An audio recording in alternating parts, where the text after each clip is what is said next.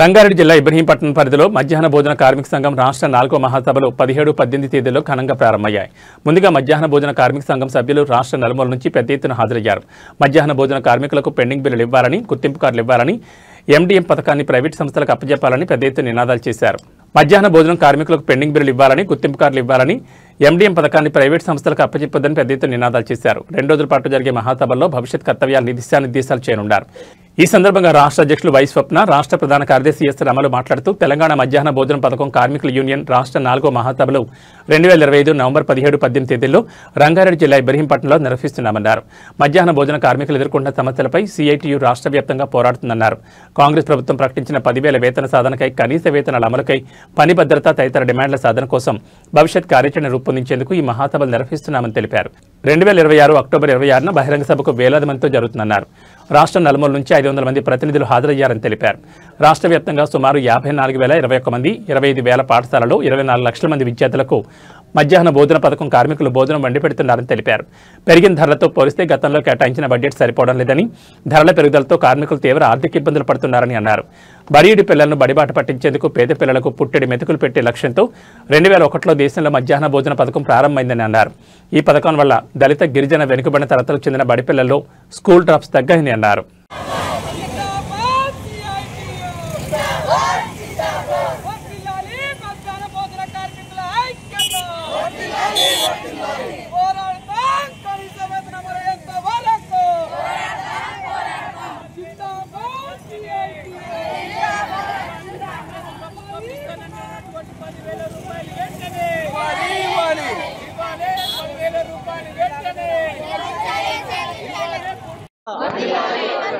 జయప్రదం చేయండి మధ్యాహ్న భోజన కార్మిక సంఘం రాష్ట్ర 4వ మహాసభలను.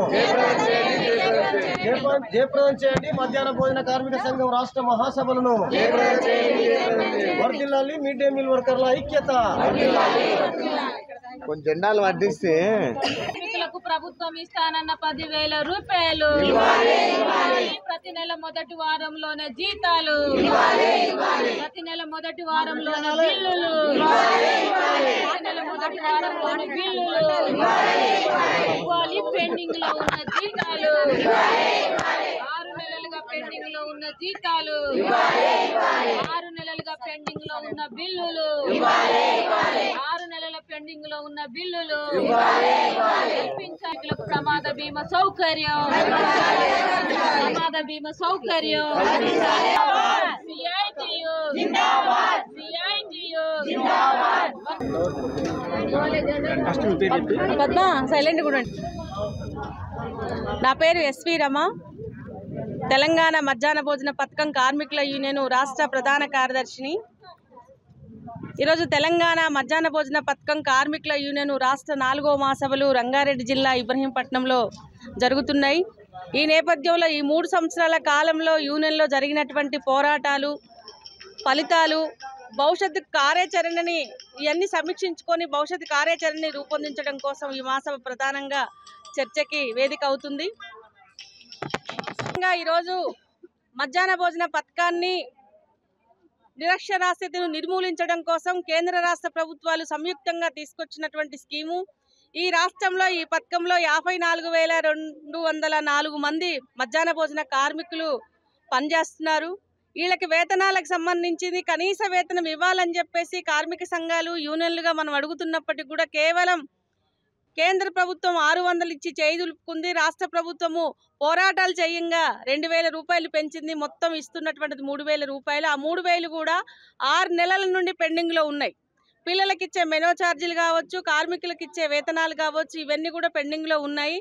ఈ పెండింగ్లో ఉండేటటువంటి వేతనాలని తక్షణమే విడుదల చేయాలి, ఈ సమస్య పరిష్కారం చేయాలని చెప్పేసి మేము పెద్ద ఎత్తున రాష్ట్ర వ్యాప్తంగా ఉద్యమానికి శ్రీకారం చుట్టబోతున్నాం. ఈ మహాసభ వేదికగా ముఖ్యంగా ఏంటంటే మొత్తం కూడా పేద పిల్లలకి పట్టడి మెతుకులు పెట్టడం కోసం తీసుకొచ్చినటువంటి ఈ స్కీముని సజావుగా సాగకుండా, ప్రభుత్వం అందుకు అనుగుణంగా బడ్జెట్ కేటాయించకుండా ఈరోజు ప్రైవేటు సంస్థలు అని చెప్పేసి స్వచ్ఛంద సంస్థల పేరుతో ఈరోజు మొత్తం కూడా మధ్యాహ్న భోజన పథకాన్ని లేకుండా చేస్తున్నటువంటి ప్రయత్నాలు చేస్తుంది. అందులో భాగంగానే అక్షయ పాత్ర తీసుకొస్తుంది, నాంది ఫౌండేషన్ తీసుకొస్తుంది, జనజాగరణ తీసుకొస్తుంది. ఇట్లాంటి అన్ని కూడా ప్రైవేటు సంస్థలు తీసుకొచ్చి మధ్యాహ్న భోజనాన్ని ప్రైవేటీకరణ చేయాలని చెప్పేసి చూస్తుంది.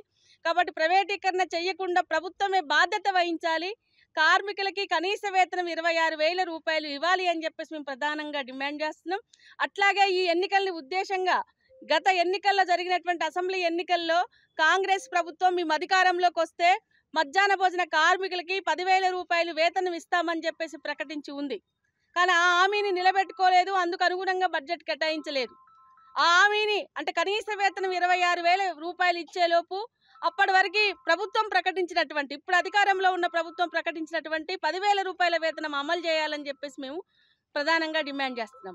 సాధన కోసం పెండింగ్ వేతనాలు తక్షణమే రిలీజ్ చేయాలని, వీళ్ళందరికీ కూడా గుర్తింపు కార్డులు ఇవ్వాలని, రాజకీయ వేధింపులు ఆపాలని, ప్రైవేటీకరణకు ఇచ్చేటటువంటి నిర్ణయాన్ని ఉపసంహరించుకోవాలని, కనీస వేతనం 26,000 రూపాయలు ఇవ్వాలని, ప్రభుత్వం ఎన్నికల హామీ 10,000 రూపాయలు అమలు చేయాలని, ఈ అమలు కోసం కూడా రేపు రాష్ట్రవ్యాప్తంగా ఉద్యమాన్ని మేము చేపడుతున్నాం. అవసరమైతే నిరవధిక సమ్మె దాకా కూడా వెళ్ళడానికి కూడా మేము సంసిద్ధమవుతున్నాం. కాబట్టి ప్రభుత్వం స్పందించి పెండింగ్ వేతనాలు తక్షణమే విడుదల చేయాలి, కార్మికుల సమస్యలు పరిష్కరించడం కోసం ముందడుగేయాలి. లేకపోతే జరగబోయేటటువంటి పరిణామాలకి రాష్ట్ర ప్రభుత్వం బాధ్యత వహించాల్సి వస్తుందని చెప్పేసి తెలంగాణ మధ్యాహ్న భోజన పథకం కార్మికుల యూనియన్ CITUగా హెచ్చరిక చేస్తున్నాం.